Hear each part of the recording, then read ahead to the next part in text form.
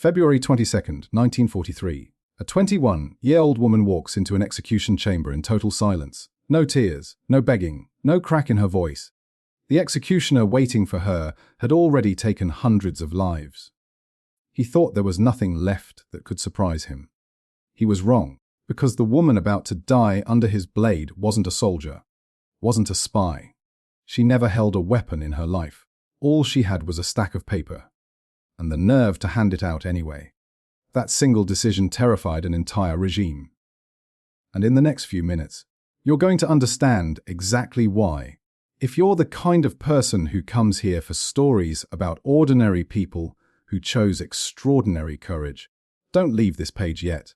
Hit subscribe and turn on notifications right now. At Ordinity, we tell history exactly as it happened, the heroism and the horror, without flinching from either one. Sophie Scholl's story deserves to be told in full. So let's go back to where it started. Part 1. A childhood on the edge of catastrophe. Sophie Scholl was born on May 9, 1921, in the small German town of Forchenberg. She grew up in one of the most volatile stretches of German history. A country still reeling from defeat in the First World War, gutted by economic collapse, and desperate for anyone who promised a way out of the wreckage. Unemployment was everywhere. Inflation had erased people's savings overnight. Hunger and humiliation had become part of everyday life for millions of Germans. Into that desperation stepped Adolf Hitler and the Nazi Party, promising national pride and a rebuilt Germany. Inside the Scholl household, though, the conversation ran differently. Sophie's father, Robert Scholl, was a mayor and an outspoken critic of Nazism. A genuinely dangerous position to hold as the country slid toward dictatorship. While most of the nation rallied behind Hitler, Robert warned his children about blind obedience and political fanaticism. He believed no ideology should ever outweigh a person's own conscience. Sophie didn't fully grasp the weight of those words as a child. They would shape the rest of her life anyway. She grew up in a devout Lutheran household, a thoughtful student with a real love for art, music, and literature. She sketched constantly, read voraciously, including authors the Nazis would later ban outright. Friends remembered her as quiet, sensitive, and the kind of person who watched and listened before she ever spoke. But like millions of young Germans in the 1930s, Sophie was initially swept up in the excitement of the Nazi movement. For young people at the time, it didn't present itself as politics. It presented itself as belonging, as purpose, as being part of something bigger than yourself. At 12, she joined the League of German Girls, the female branch of the Hitler Youth. At the time, it felt completely ordinary camping trips, sports, music, a sense of unity that felt intoxicating to a young teenager. The regime knew exactly how to win over adolescents by making them feel like builders of a powerful new Germany. Her brother Hans joined too, and was even seen as future leadership material within the organization. Like so many of their generation, the two siblings genuinely believed they were witnessing the birth of something better. That belief didn't survive contact with reality. Part 2. The mask comes off slowly. Sophie began noticing what was hiding underneath all that order and pageantry. Books were banned. Teachers disappeared without explanation. People were arrested for holding the wrong opinion out loud. Any thought that diverged from the party line was treated as a threat to the state itself. She began to understand something darker. The regime didn't just want control over German politics. It wanted control over how people thought, what they said, and what they were even allowed to imagine. By the early 1930s, Germany had stopped being a free country and become a nation run on fear. And the transformation happened terrifyingly fast. Political parties were banned outright. Independent newspapers were shut down. Books were burned in public squares in front of cheering crowds. Teachers lost their jobs. Artists were silenced. Anyone the regime saw as a threat simply began to vanish. Disagreeing with Nazism stopped being a political opinion. It became a threat to your own survival. The Gestapo, the regime's secret police, spread fear into every corner of German life. People were pulled from their beds in the middle of the night. Entire families disappeared without a trace. Neighbors informed on neighbors. Co-workers informed on co-workers. Children were quietly encouraged to report their own parents for anything critical said at the dinner table. The press was tightly controlled. Universities were watched constantly. Churches faced relentless pressure. Private conversations were monitored wherever the state could manage it. People learned to weigh every word before saying it out loud, to glance around a room before speaking, to distrust even the people closest to them. In Nazi Germany, silence became a survival skill. For anyone who saw through the propaganda, there were really only three choices: stay silent, flee the country, or resist, and risk absolutely everything. Resistance didn't just mean risking arrest. It meant risking your job, your family, your freedom, and very often your life. Most people chose silence, not necessarily because they believed in Hitler, but because fear has a way of paralyzing people who already know, somewhere underneath, that something is deeply wrong. That's exactly how the regime survived, by making fear louder than conscience. Sophie Scholl chose something else entirely. Part 3. The first arrest. At 16, Sophie was arrested for the first time.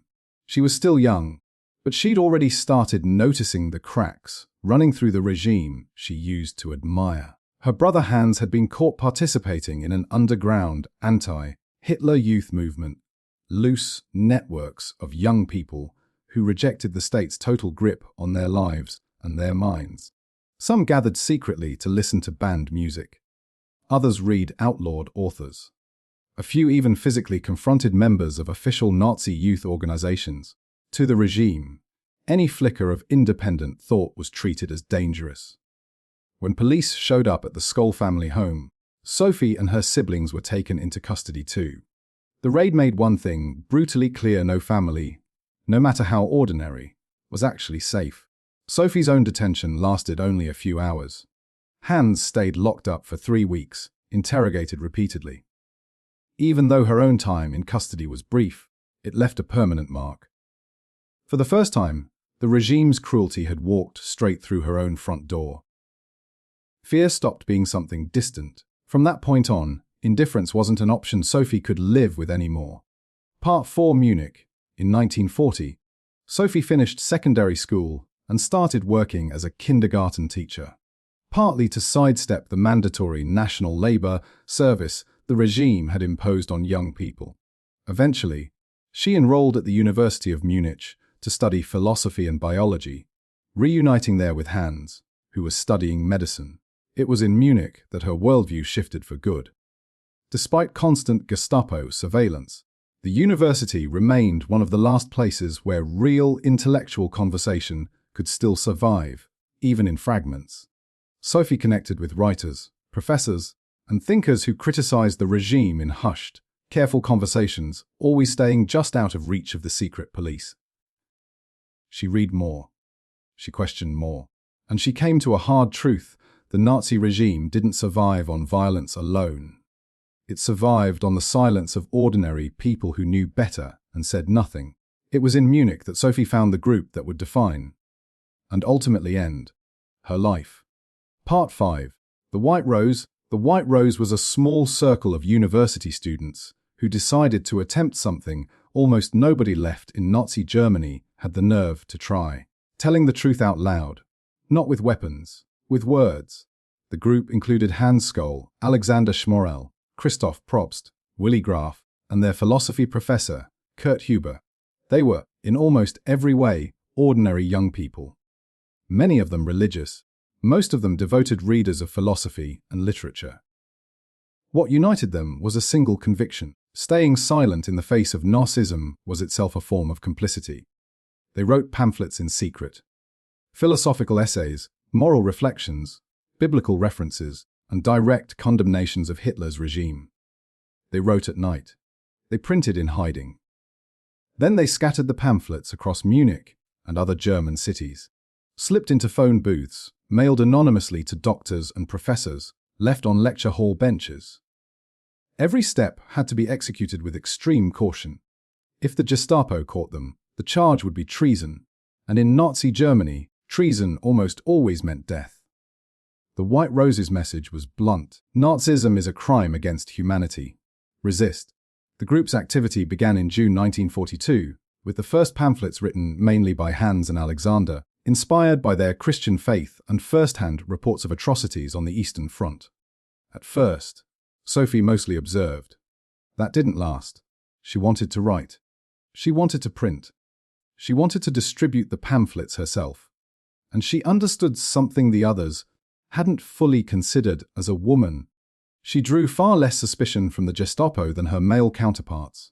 She could move through public spaces with far less scrutiny. So she joined. Part 6. The Last Free Act, February 18, 1943. The war had already started turning against Germany. Just days earlier, the Nazi army had suffered a catastrophic defeat at Stalingrad, and the regime's aura of invincibility was starting to crack. That morning, Sophie and Hans arrived at the University of Munich, carrying a suitcase packed with copies of the White Rose's 6th pamphlet.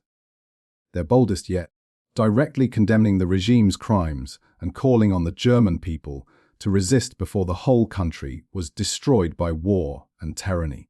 They moved fast through the hallways, leaving pamphlets near classroom doors on benches slipped under doors. Classes were about to start. At any second, someone could notice exactly what they were doing. As they prepared to leave, Sophie made a split-second decision that changed everything. At the top of the main staircase, she realized there were still pamphlets left in the suitcase. On impulse, she walked to the railing overlooking the atrium below and pushed the remaining stack over the edge. The pages scattered through the air. White, weightless, turning slowly as they drifted down onto the students gathered in the lobby. For one brief moment, it almost looked beautiful. It was also the last free act of Sophie Scholl's life. A university custodian, a committed Nazi supporter, saw the entire thing happen. He rushed to block the exits and alerted the Gestapo. Sophie and Hans were arrested inside the university that same day. Part 7. Interrogation. After the arrest, Sophie did everything she could to protect the rest of the group. Under interrogation, she refused to name the other members and tried to convince investigators the entire operation had been just her and her brother acting alone. But when agents searched Hans, they found a handwritten pamphlet draft in another member's handwriting. The Gestapo now knew they weren't dealing with two students working alone. They were dealing with an organized network. Under relentless pressure, Hans eventually admitted his involvement. That's when Sophie made her final decision. She took full responsibility for both of their actions, fully aware of what that confession would cost her. 4 days later, on February 22, 1943, Sophie Scholl was brought before the People's Court in Munich. Despite the name, this wasn't a court built to deliver justice. It existed to condemn enemies of the regime. Trials were fast, humiliating, and effectively decided before they even began. Defense attorneys held almost no real influence. Acquittals were practically unheard of. Presiding over the case was Roland Friesler, one of the most feared judges in Nazi Germany, infamous for turning trials into theater. Shouting at defendants, interrupting them mid-sentence, hurling insults, trying to psychologically break anyone standing in front of him. Most defendants could barely speak under that pressure. Sophie spoke anyway, standing before a tribunal built specifically to crush her. She stayed composed. At one point she said plainly that someone had to start. That what they had written and said was already believed by countless others, who simply lacked the courage to say it out loud themselves. That wasn't the statement of someone begging to survive. It was the statement of someone who had already made peace with whatever came next. The trial lasted only a few hours. Sophie Scholl, Hans Scholl, and Christoph Probst were all found guilty of high treason. The sentence was death, and in 1943 Germany, death sentences rarely waited. Part 8. The final hours, just hours before her execution. Sophie was allowed a brief visit with her parents at Stadelheim prison. Guards watched closely the entire time. Everyone in the room knew this was goodbye. And yet, by every account, Sophie stayed remarkably calm, no despair, no pleading for mercy. If anything, she seemed more focused on comforting her parents than mourning her own fate. Her mother, a deeply religious woman, tried to give her strength, reminding her of her faith. Sophie reportedly answered with quiet steadiness, "Yes, but you too as well," a simple line carrying enormous weight, even staring straight at death. At one point a guard offered her a cigarette. Sophie didn't smoke. She took it anyway, maybe not for the cigarette itself, but because in that cold, mechanical place, the gesture was a small flicker of ordinary humanity. That same day, February 22nd, 1943, Sophie was led to the execution chamber at Stadelheim prison in Munich. Everything moved with cold, procedural efficiency, as if the state were simply completing paperwork. She was formally identified, then handed over to the executioner, a man named Johann Reichardt, who had personally carried out hundreds of executions and knew every detail of the process by heart. But this one would stay with him differently. Sophie was positioned at the guillotine. Her hands were restrained. Witnesses confirmed she remained calm to the very last second. No screaming, no visible terror.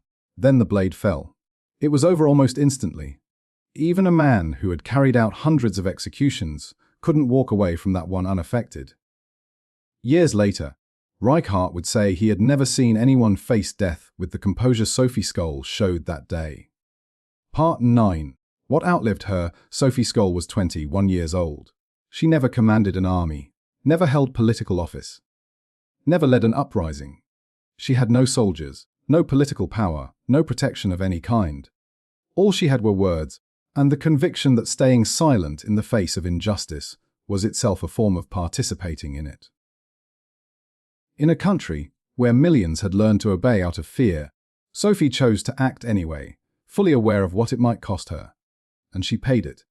But what the regime could never destroy was what she represented. After the war, the story of the White Rose spread across Germany. Their pamphlets outlived the collapse of the Third Reich itself. Today, Sophie Scholl is remembered as one of the 20th century's most powerful symbols of moral resistance. Streets, schools, and public squares across Germany carry her name, and her story continues to be studied around the world as proof that ordinary people can stand up to systems built entirely on fear. It's easy to imagine courage when you're safe. It's much harder to hold on to your principles when doing the right thing could cost you everything. That may be exactly what makes Sophie's story so uncomfortable, even now, because it forces a question most people would rather avoid. What does an ordinary person do when they realize the world around them is wrong? Because in times like that, the real question was never what the government would do. It was always, what would you do? If this story affected you, let us know in the comments. Subscribe to Ordinity and turn on notifications, because there are many more stories like Sophie's still waiting to be told. Ordinity. Subscribe. Notifications on.